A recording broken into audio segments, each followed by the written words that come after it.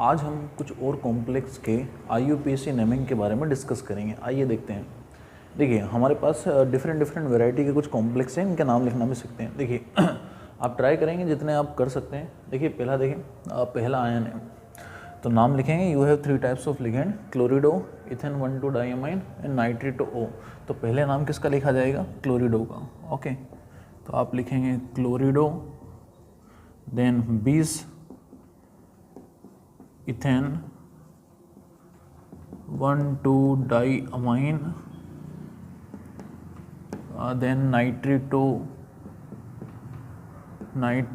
O।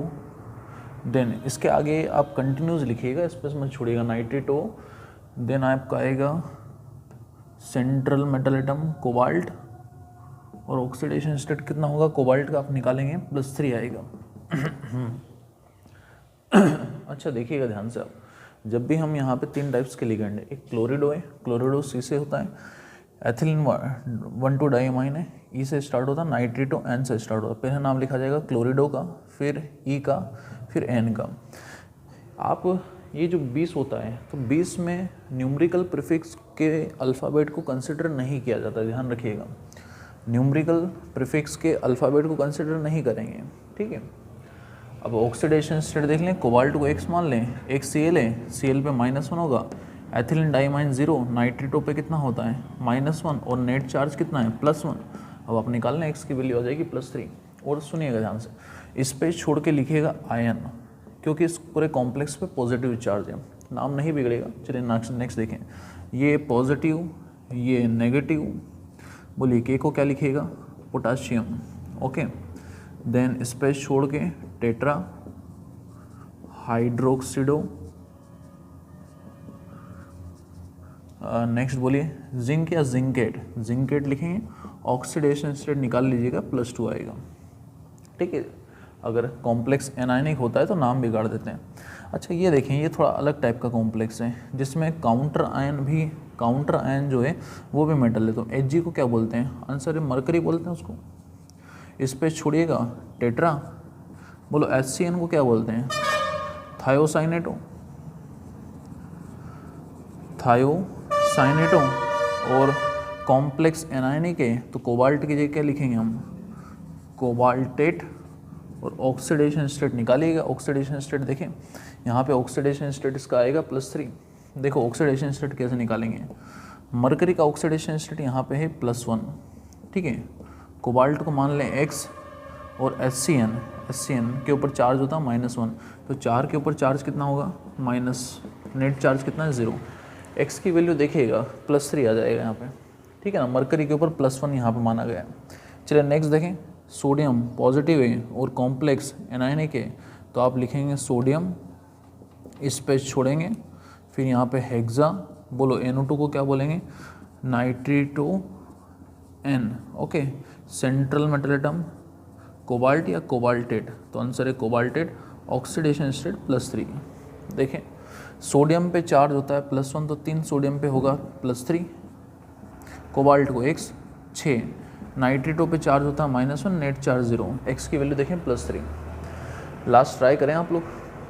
ये complex cationic है और काउंटर आयन एनायनिक है, तो नाम लिखना स्टार्ट करते हैं हम। बोलो ये 2 टाइप्स के लिगेंड है, तो अमाइन का नाम पहले लिखेंगे, तो लिखेंगे पेंटा, देन अमाइन, नाइट्रेटो। बोलो N है O है, नाइट्रेटो O, central metal atom cobalt, oxidation state +3, and space छोड़ के काउंटर आयन को क्या बोलते हैं? सल्फेट, ठीक है। देखिएगा कोबाल्ट को X मान लें, नाइट्रेटो पे चार्ज कितना होता है? -1, अमोनिया पे चार्ज 0, सल्फेट पे होता है -2, नेट चार्ज 0। X की वैल्यू निकाल लीजिएगा +3। अब देखें 6th 7th और 10th, मैं इन तीनों को साथ में बताता हूँ। ये कुछ स्पेशल टाइप के कॉम्प्लेक्स हैं, 6th 7th एंड 10th। देखिएगा ध्यान से। अब देखो आपको इसके लिए कुछ चीज़ें पता होना चाहिए। जैसे सिल्वर पे ऑक्सीडेशन स्टेट, सिल्वर का ऑक्सीडेशन स्टेट जब हम इस तरह की कॉम्प्लेक्स स्टडी करते हैं, सिल्वर पे ऑक्सीडेशन स्टेट होता है +1। कितना होता है स्टूडेंट? +1। सिल्वर +1 भी शो करता है एंड +2 भी शो करता है, ठीक है, +1 एंड +2। प्लेटिनम की जब बात करिएगा तो प्लेटिनम भी आपका +2 एंड +4 शो करता है, ठीक है, प्लेटिनम +2 एंड +4। कोबाल्ट और क्रोमियम की जब बात आएगी तो उनके लिए हम +2 एंड +3 यूज़ करेंगे, ठीक है। जैसे मैं आपको ये वाला 10th वाला पहले क्वेश्चन बताता हूँ, फिर आपको क्लैरिटी आएगी। देखिएगा, इस तरह के कॉम्प्लेक्स में पहला केटायन, बाद वाला एनायन, तो केटायन और बाद वाला क्या होता है, एनायन। यहाँ पे आपने ये ऑब्जर्व किया होगा, इस तरह के कॉम्प्लेक्स में केटायनिक पार्ट भी कॉम्प्लेक्स है और एनायनिक पार्ट भी कॉम्प्लेक्स है। आया समझ? यहाँ पे केटायनिक पार्ट और anionic part both are complex. देखिए इन दोनों क्वेश्चंस में भी सेम है, आगे भी कॉम्प्लेक्स है, पीछे भी कॉम्प्लेक्स है, ठीक है। तो देखो पहली बात ये होना चाहिए, और यहाँ पे सेंट्रल मेटल एटम है प्लेटिनम, और यहाँ पे सेंट्रल मेटल एटम क्या है, प्लेटिनम। दोनों जगह सेम है, कोई दिक्कत नहीं। बट दोनों जगह अगर सेंट्रल मेटल एटम सेम है तो उनका जरूर नहीं कि उनका ऑक्सीडेशन स्टेट भी सेम हो। ऑक्सीडेशन स्टेट उनका डिफरेंट भी हो सकता है, सेम भी हो सकता है, तो ये हम निकालेंगे। चलिए पहले तो नाम लिख देते हैं, ये केटायनिक पार्ट, ये एनायनिक पार्ट। तो नाम कैसे लिखेंगे, देखें ध्यान से। पहले केटायनिक पार्ट का नाम, केटायनिक में 2 लिगेंड है, पहले अमोनिया लिखेंगे आप, तो लिखेंगे आप टेट्रा अमाइन, देन क्लोरिडो के लिए di chlorido, central metal atom platinum, ठीक है। अब उसका ऑक्सीडेशन स्टेट स्पेस छोड़ दीजिए। Next anionic part tetra chlorido, बोलिए प्लेटिनम लिखेंगे प्लेटिनेट लिखेंगे, तो आंसर है प्लेटिनेट लिखा जाएगा, ठीक है, प्लेटिनेट लिखा जाएगा।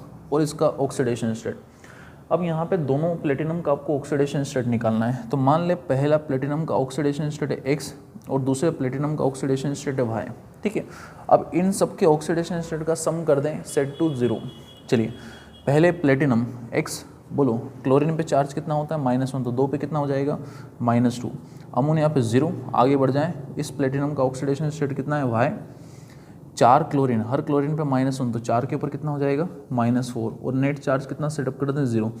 You have one equation x + y = 6, x + y = 6। बताइए, अब इस इक्वेशन को सेटिस्फाइड करने के लिए आपको प्लेटिनम की इस तरह से ऑक्सीडेशन स्टेट रखिएगा यहाँ पे, सो दैट ये इक्वेशन सेटिस्फाइड होना चाहिए। और साथ में आपको इस चीज़ का भी ध्यान रखना है कि जब आप वो वैल्यूज़ रखेंगे तो उन वैल्यूज़ को क्रॉस चेक करके देखिएगा, इस कॉम्प्लेक्स के अंदर पहला पोर्शन केटायनिक बनना चाहिए और दूसरा पोर्शन एनायनिक बनना चाहिए। देखें, बताइए प्लेटिनम की ऑक्सीडेशन स्टेट क्या माने। अगर दोनों प्लेटिनम को आपने +2 वाला मान लिया है, तो क्या अगर x और y की जगह 2 रखेंगे तो क्या 6 आ जाएगा, क्या आंसर नहीं आएगा।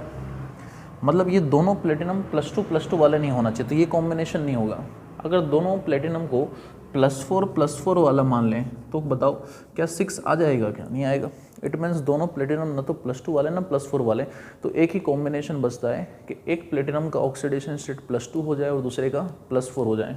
तो मान लेते हैं पहले का, अब उसमें भी 2 कॉम्बिनेशन पॉसिबल है, ये दोनों की तो बात नहीं जमी। पहला या तो +2 वाला हो, दूसरा 4 वाला हो, या पहला 4 वाला हो, दूसरा 2 वाला हो। दोनों कॉम्बिनेशन में आंसर कितना आता है, 6 आता है। अब देखो इनको कैसे क्रॉस चेक करोगे कि पहला 4 वाला है, दूसरा 2 वाला है, या पहला 2 वाला है, दूसरा 4 वाला है।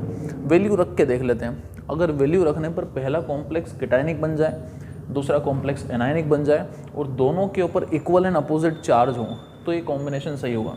चलिए मान लेते हैं, पहले को 4 मान लेते हैं और दूसरे को 2 मान लेते हैं। देखो ध्यान से देखो, इस प्लेटिनम को +4 माना, इस प्लेटिनम को +2 माना। अब इसके ऊपर नेट चार्ज निकालें, बोलिए +4, इसके ऊपर है -2, तो Cl पे -2 होता है, तो +4 -2 इज 0।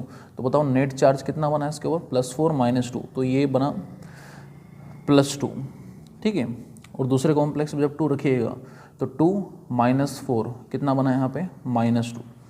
क्या अगर मैं पहले को 4 और दूसरे को 2 मानूं तो दोनों कॉम्प्लेक्स के ऊपर इक्वल एंड अपोजिट चार्ज आ रहा है, बिल्कुल सही है, +2 एंड -2 आ रहा है। और साथ में पहला कॉम्प्लेक्स केटायनिक बन रहा है, दूसरा कॉम्प्लेक्स एनायनिक बन रहा है, मतलब ये वाला कॉम्बिनेशन सही है 4-2 वाला। एक बार आप चेक करके देखें, अगर 2-4 माने तो क्या होगा, पहले को 2 मान लें, दूसरे को 4 मान लें। अगर पहले को +2 मानेंगे तो 2 - 2 0, क्या आ गया है, 0।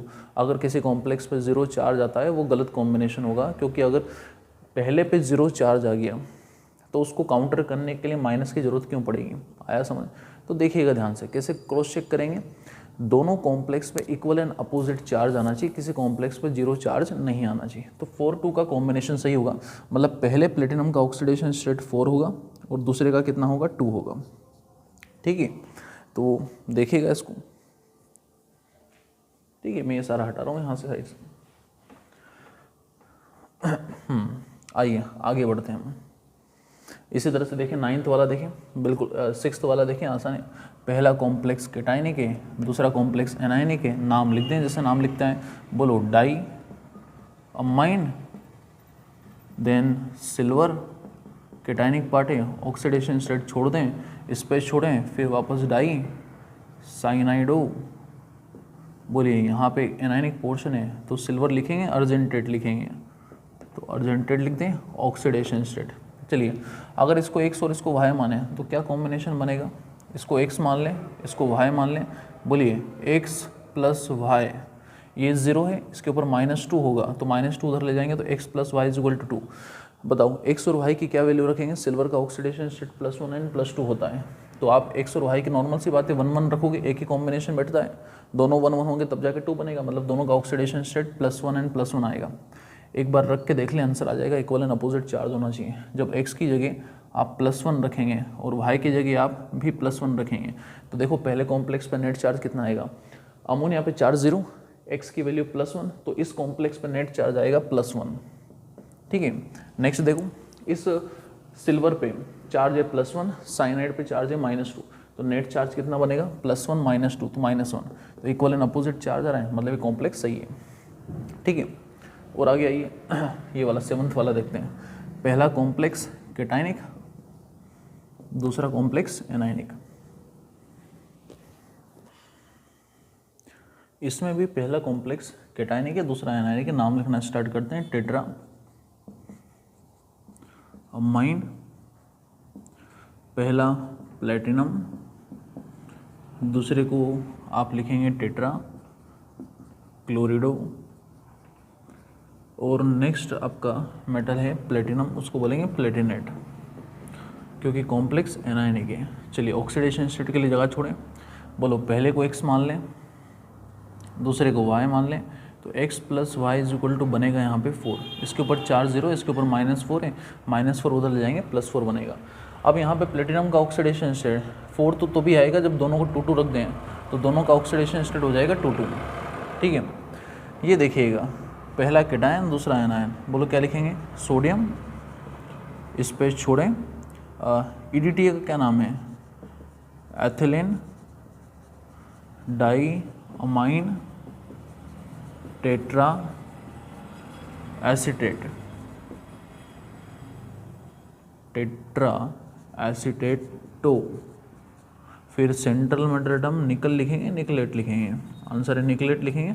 ऑक्सीडेशन स्टेट निकालें 2 आएगा शायद, देखें ध्यान से देखें, ऑक्सीडेशन स्टेट निकाल लेते हैं। सोडियम, एक सोडियम पे +1 तो 2 सोडियम पे +2, इसको x मान लें, EDTA पे कितना होता है -4, और नेट चार्ज 0 कर दें तो बोलो x की वैल्यू कितनी आ जाएगी, x की वैल्यू आ जाएगी 2। ठीक है, ये देखिएगा 9th वाला क्वेश्चन अलग क्वेश्चन है, स्पेशल क्वेश्चन है। ठीक है, इसके बाद में सारे क्वेश्चन प्रैक्टिस हो जाएगी ख़त्म। आप इसके बाद में ट्राई करें, प्रीवियस ईयर जितने भी क्वेश्चन हैं वो ट्राई कर लें, मैक्सिमम क्वेश्चन अब आपसे सारे हो जाएंगे, इसमें कुछ बचता नहीं है। ठीक है, दिए देखिएगा ध्यान से। अब यहाँ पे केटायनिक पोर्शन और एनायनिक पोर्शन दोनों में सेंट्रल मेटल एटम है सेम है, पहला पोर्शन केटायन है, दूसरा पोर्शन एनायन है। ठीक है ना, अब ध्यान से देखिएगा, केटायन और एनायन दोनों के अंदर आपका सेंट्रल मेटल एटम बैठा हुआ है, यहाँ पे भी आयरन है, यहाँ पे भी आयरन, ये आयरन CM है, सेंट्रल मेटल एटम की तरह वर्क करेगा और वो एज ए काउंटर आयन की तरह काम करेगा। तो नाम कैसे लिखेंगे इनके, ध्यान से देखिएगा आप लोग।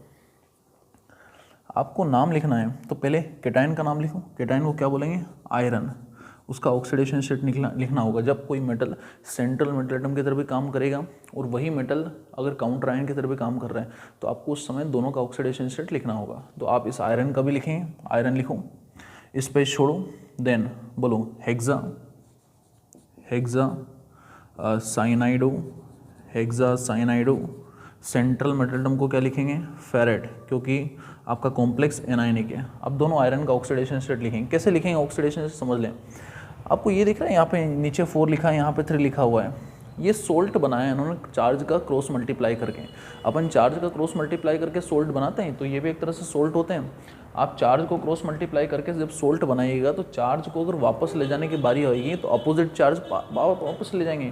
तो ये जो 3 है इस आयरन पे आएगा तो इस आयरन पे चार्ज होगा +3, और ये 4 यहाँ पे आएगा तो इस पूरे कॉम्प्लेक्स पे चार्ज होगा -4। आया समझ में आपको? इस तरह से चार्ज को जब सेपरेट करेंगे तो दोनों के ऊपर चार्जेस आ जाएंगे। 3 को यहाँ ले जाएंगे +3, पहला के ऊपर प्लस क्यों लगाया? क्योंकि पहला कैटायनिक था। और इस 4 को यहाँ ले जाएंगे तो बनेगा -4। ठीक है, मतलब इस आयरन का ऑक्सीडेशन स्टेट कितना है?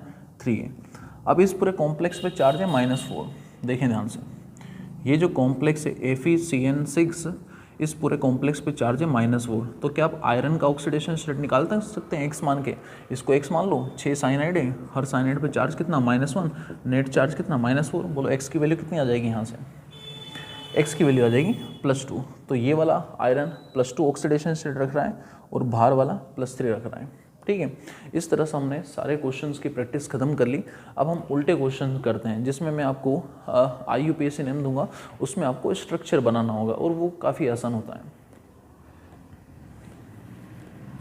आइए अब उल्टा क्वेश्चन करना स्टार्ट करते हैं। IUPAC नेम से स्ट्रक्चर बनाना है। देखिए, दिक्कत केवल ये इसमें आएगी, जब आप IUPAC नेम से स्ट्रक्चर बनाएंगे ना, केवल एक समस्या है। क्या समस्या है वो आपको समझ में आएगा। देखिए ध्यान से, देखिए पहला क्वेश्चन, मैं क्वेश्चन पढ़ देता हूँ। पोटाशियम टेट्राहाइड्रोक्सिडोजिंकेट, ऑक्सीडेशन स्टेट लिखा है +2। चलिए नाम कैसे लिखेंगे? सिंपल सा प्रोसीजर है, जो पहले लिखा है उसका नाम पहले लिखना है, जो बाद में लिखा है उसका नाम बाद में लिखना है। जो पहले होता है वो कैटायन होता है, जो बाद में होता है वो एनायन होता है। तो नाम लिखते जाइएगा आगे से पीछे के क्रम में। बोलो, ये काउंटर आयन लिखा है पोटाशियम, लिख दें कि ये पूरा कॉम्प्लेक्स है आपका। ठीक है, कॉम्प्लेक्स में आप लास्ट में चले जाएंगे तो आपको सेंट्रल मेटल एटम मिल जाएगा। बोलिए सेंट्रल मेटल एटम कौन है? यहाँ पे जिंक है। तो लिखें, जिंक को पहले लिखेंगे, फिर आगे से पीछे के क्रम में आप लिगेंड्स को लिख दें। बोलो, टेट्रा मतलब 4, हाइड्रोक्सिडो मतलब OH, तो OH जो है यहाँ पे 4 है। हो गया ख़त्म। एक चीज़ की दिक्कत है यहाँ पे, ये बताइए काउंटर आयन कितने लगाएंगे? आपको पोटाशियम कितने यूज़ करना है? आपको समझ में आया दिक्कत क्या है? जब आपने IUPAC नेम लिखे थे ना, तो काउंटर आयन की संख्या नहीं लिखी थी। तो नॉर्मल सी बात है, अगर इस नेम के अंदर काउंटर आयन की संख्या नहीं है तो अब आपको काउंटर आयन लगाना ही। यहाँ पे इन सारे क्वेश्चंस में ये ट्विस्ट होगा, काउंटर आयन कैसे पता लगाएंगे? तो आसान है, इस कॉम्प्लेक्स पे जितना चार्ज होगा उतना ही अपोजिट चार्ज काउंटर आयन पे होगा। तो हम इस पूरे कॉम्प्लेक्स पे नेट चार्ज निकाल लेते हैं। बोलो, जिंक का ऑक्सीडेशन स्टेट कितना है? +2, जिंक पे +2 है। हाइड्रोक्साइड पे -1 होता है, तो 4 हाइड्रोक्साइड पे कितना हो जाएगा? -4। तो बताइए नेट चार्ज कितना बना? +2 -4 -2। अगर एनायन पे -2 है तो नॉर्मल सी बात कैटायन पे +2 होना चाहिए, और +2 के लिए कितने पोटाशियम यूज़ करिएगा? 2। ये नाम बन गया K2ZnOH का होल 4। तो इक्वल एंड अपोजिट चार्ज के कंसेप्ट से आप यहाँ पे काउंटर आयन की संख्या निकाल लेंगे। ओके, चलिए आगे बढ़ते हैं। पोटाशियम ये दे रखा है, तो जो पहले है वो कैटायन है, जो बाद में है वो एनायन है। पहले कैटायन का नाम लिख दें जो कि काउंटर आयन है, फिर यहाँ पे आपका कॉम्प्लेक्स है। कॉम्प्लेक्स में लास्ट में चले जाएं, आपको मिल जाएगा सेंट्रल मेटल एटम जो कि एल्यूमिनियम है। ट्राई ऑक्जेलेटो, ऑक्जेलेट क्या होता है? C2O4 try. ठीक है, खत्म हो गया। अब बताइएगा कितने काउंटर आयन यहाँ पे यूज़ करिएगा? कॉम्प्लेक्स पे चार्ज निकाल लो, जितना कॉम्प्लेक्स पे चार्ज होगा उसका अपोजिट चार्ज काउंटर आयन पे होगा, और एक पोटाशियम पे +1 होता है, तो उस हिसाब से हम चार्ज निकाल लेंगे कि कितने पोटाशियम यूज़ होंगे। बताइए, एल्यूमिनियम पे ऑक्सीडेशन स्टेट कितना है? +3। एक ऑक्सीलेट पे -2, तो 3 पे कितना हो जाएगा? -6। नेट चार्ज आया -3। -3 का अपोजिट क्या होगा? +3, और +3 के लिए कितने पोटाशियम यूज़ करिएगा? 3। तो ये फॉर्मूला बन गया K3L C2O4 का होल थ्राइस। चलिए नेक्स्ट देखें, ये पूरा और ये पूरा, जो पहले लिखा वो कैटायन, जो बाद में लिखा वो एनायन। ठीक है, अच्छा जो पहले लिखा हुआ है अब वो कॉम्प्लेक्स है, तो कॉम्प्लेक्स में नाम पहले किसका लिखेंगे? पहले नाम लिखेंगे सेंट्रल मेटल एटम। तो लास्ट में चले जाओ, आपको सेंट्रल मेटल एटम दिख जाएगा। कौन है सेंट्रल मेटल एटम? आंसर है कोबाल्ट है। अब आगे से पीछे के क्रम में आप सारे लिगेंड्स के नाम लिख देंगे। देखो आगे क्या है? टेट्रा, टेट्रा मतलब 4। अमाइन, तो NH3 जो है यहाँ पे आपके 4 है। नेक्स्ट आगे बढ़ो, एक्वा, एक्वा मतलब H2O है। देन क्लोरिडो, क्लोरिडो मतलब Cl है। हो गया कॉम्प्लेक्स। अब काउंटर आयन कौन है यहाँ पे, क्लोराइड है, तो Cl लिख दो। अब कितने काउंटर आयन यूज़ करेंगे, संख्या निकाल लेते हैं। इस पूरे कॉम्प्लेक्स पे चार्ज कितना होगा स्टूडेंट्स, इस पूरे कॉम्प्लेक्स पे चार्ज कितना होगा, तो कॉम्प्लेक्स पे चार्ज निकालते हैं। देखिएगा कोबाल्ट का ऑक्सीडेशन स्टेट +3 है, अमोनिया पे 0, वाटर पे 0, Cl पे -1, तो नेट चार्ज बना +2। +2 का अपोजिट क्या होगा, -2। तो आपको -2 के लिए कितने क्लोराइड यूज़ करने दो, क्योंकि एक क्लोराइड पे -1 होता है। चलिए आइएगा नेक्स्ट 4th। तो ये तो पूरा एक साथ दे रखा है, कोई आगे कोई पीछे नहीं है, आयन नहीं लिखा हुआ है, मतलब ये न्यूट्रल है, और न्यूट्रल है तो लिख दो नाम। ये कॉम्प्लेक्स बनेगा, लास्ट में देखो निकल दे रखा है और टेट्रा कार्बोनिल मतलब CO का होल 4, ये कॉम्प्लेक्स है आपका 4th वाला, ठीक है, आगे पीछे लगाने की जरूरत नहीं। अब ये देखें आप, डाईक्लोरिडो 20 इथेन 1,2 डाईअमाइन कोबाल्ट 3 आयन, तो कॉम्प्लेक्स लिखिएगा कोबाल्ट डाईक्लोरिडो, आगे से लिखें डाईक्लोरिडो 20 इथेन 1,2 डाईअमाइन, ठीक है। अब सुनना ध्यान से, आयन लिखा है, आयन लिखा मतलब इस पूरे कॉम्प्लेक्स के ऊपर either the complex containing positive charge और नेगेटिव चार्ज, इस पूरे कॉम्प्लेक्स पे या तो पॉजिटिव होगा नेगेटिव होगा, आयन लिखा हुआ है वहाँ पे। तो अब इस पूरे कॉम्प्लेक्स पे चार्ज निकाल लीजिए। कोबाल्ट पे चार्ज कितना है, कोबाल्ट का ऑक्सीडेशन स्टेट यहाँ लिखा है +3, एक Cl पे -1, 2 Cl पे -2, En पे चार्ज 0, तो बताओ नेट चार्ज कितना हो गया, +3 -2, नेट चार्ज कितना हो गया स्टूडेंट्स, +1। तो इस पूरे कॉम्प्लेक्स पे चार्ज आ जाएगा +1, ठीक है, क्योंकि आयन लिखा हुआ है। चलिए इसको लिखें, ये पूरा एक साथ है, ये न्यूट्रल है, ना आगे कोई पीछे ना आयन लिखा हुआ है, तो कॉपर आगे से लिख लो, amine NH3 amine, then aqua, then di bromido, तो Br2, ये खत्म हो गया। इस पूरे कॉम्प्लेक्स पे 0 चार्ज है। नेक्स्ट देखें, ट्रिस इथेन 1,2 डाईअमाइन क्रोमियम 3 क्लोराइड, तो क्रोमियम लिखें ट्रिस इथेन 1,2 डाईअमाइन, En का होल थ्राइस, और लास्ट में काउंटर आयन लगाए क्लोराइड। अब निकाल लें यहाँ पे, क्रोमियम का ऑक्सीडेशन स्टेट +3 है, En पे चार्ज 0 है, तो total positive charge +3, total negative charge भी कितना होगा, -3। -3 के लिए कितने Cl लगा दो, 3 Cl लगा दो। ये बहुत ही आसान होते हैं, इसमें केवल इन सारे क्वेश्चन में दिक्कत आती है, आपको काउंटर आयन निकालने होते हैं। और काउंटर आयन कैसे निकालिएगा, इक्वल एंड अपोजिट चार्ज करके। कॉम्प्लेक्स पे चार्ज निकाल लें, जितना चार्ज कॉम्प्लेक्स पे होगा उसका exactly opposite charge counter ion पे होगा। अगर कॉम्प्लेक्स पे +3 है तो काउंटर पे -3 होगा, और -3 के लिए कितने Cl यूज़ करिएगा, 3 Cl यूज़ करेंगे। एक Cl पे -1 होता तो 3 Cl पे -3 हो जाएगा यहाँ पे। तो इस तरह से आप ये सारे क्वेश्चन डील कर सकते हैं।